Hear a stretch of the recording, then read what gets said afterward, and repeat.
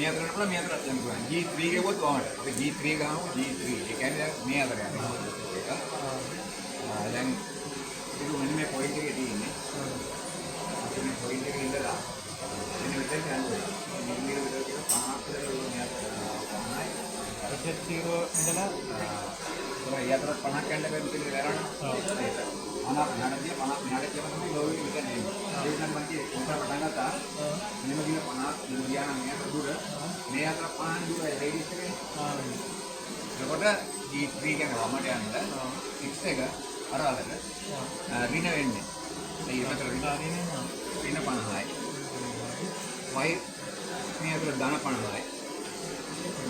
Radius එක 50යි. f එක දෙතියයි.